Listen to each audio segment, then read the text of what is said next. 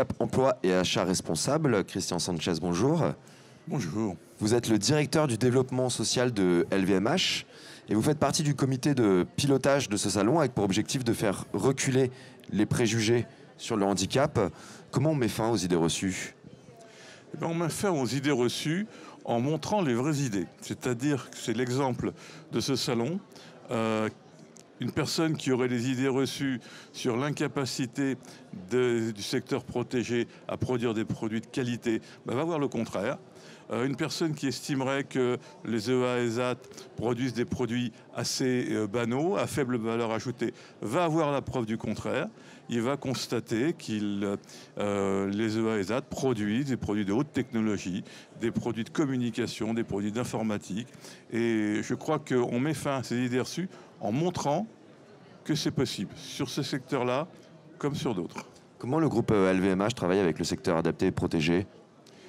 Alors nous développons aujourd'hui un chiffre d'affaires de 7 millions d'euros avec le secteur adapté et protégé.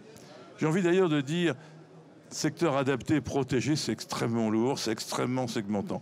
J'ai envie de dire, il y a des entreprises du troisième type. C'est-à-dire, c'est des entreprises qui conjuguent le social et l'économique.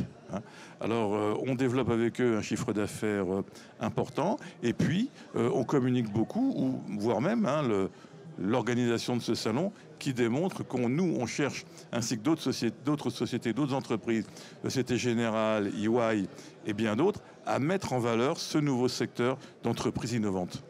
En 10 ans, le groupe LVMH est passé d'un taux d'emploi de 1,8% à 5% de personnes en situation de handicap. C'est quoi un petit peu la politique qui a été mise en place en interne ? Elle a été dans différentes directions. D'abord, c'est sûr que la lutte contre les stéréotypes est primordiale. Maintenant, si je décline dans quel secteur elle s'est mise en place, ça a été la construction de formations en alternance avec des personnes handicapées et avec le concours de la GFIP pour montrer que des personnes handicapées peuvent tenir des emplois qui, a priori étaient écartés. La vente, contact direct avec la clientèle, dans des boutiques de luxe, par exemple, ou des fonctions, ressources humaines ou juridiques. Ça, c'est la formation en alternance. C'est-à-dire l'accueil de collégiens handicapés. Vous savez qu'un collégien handicapé, il a très très peu de chances de faire des stages en entreprise. C'est encore plus compliqué que pour un collégien valide. Donc, l'accueil de ces jeunes qui, pour le jeune, démontre que l'entreprise est accueillante, et pour l'entreprise permet de relativiser un certain nombre de stéréotypes. Et puis, ça a été la politique d'embauche, tout simplement. Aujourd'hui, en France, nous avons 1 millier de salariés handicapés. Quand une entreprise performante sur le marché privé, en plein libéralisme, et qui vend des produits, je pense, de qualité et d'excellence, peut dire que c'est fait avec, en particulier, 1 millier de salariés handicapés, je crois que c'est une démonstration évidente que les stéréotypes sont un peu vains dans ce domaine. Vous êtes également le vice-président de l'Arpège. Est-ce que vous pouvez nous parler un petit peu du livre blanc ? Oui, alors Arpège, c'est une association d'entreprises, près de 70 entreprises, qui a pour vocation de permettre aux élèves handicapés scolarisés dès le collège à accéder aux études supérieures. Le problème, il est simple, malheureusement simple, c'est qu'un élève handicapé a 4 fois moins de chances d'accéder aux études supérieures qu'un élève valide.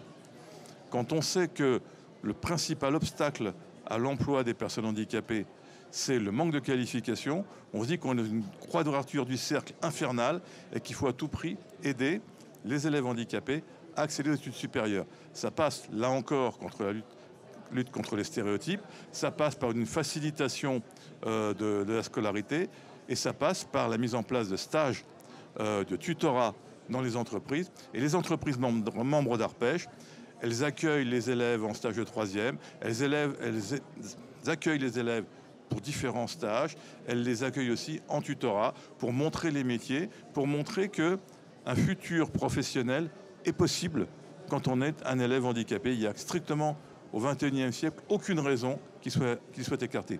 Et ce, dès le plus jeune âge. Dès le plus jeune âge. Auparavant, en disant en psychanalyse, tout se joue avant 6 ans.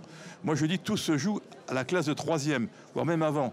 C'est là où on peut mettre dans la tête d'un élève handicapé qui n'y arrivera pas. Parce que on ne l'accueille pas dans certaines classes, parce qu'on ne l'envoie pas en stage, parce qu'on lui dit ça, c'est pas possible pour toi. C'est là que finalement, on peut le décourager de poursuivre ses études. Donc c'est là qu'il faut intervenir très tôt. Dernière question, vous allez intervenir durant la plénière d'ouverture autour des principaux défis sur la question de l'emploi et du handicap pour les prochaines années. C'est quoi ces principaux défis? C'est justement améliorer la formation? Moi j'en vois deux, l'éducation. Hein. Il faut, les technologies aujourd'hui dans les entreprises, dans la vie quotidienne, permettent de faciliter la vie et en particulier de lutter contre tous les handicaps. C'est pas très normal qu'au niveau de l'éducation, on n'exploite pas ça. Et puis c'est la lutte contre les stéréotypes. Et ça, on le fait aujourd'hui. On démontre que les travaux les plus technologiques, les plus complexes, peuvent être confiés aux EA et ESAT. Et on sait par ailleurs que les EA et les ESAT est une excellente passerelle pour rejoindre le milieu de travail ordinaire. Christian Sanchez, merci beaucoup. Bon.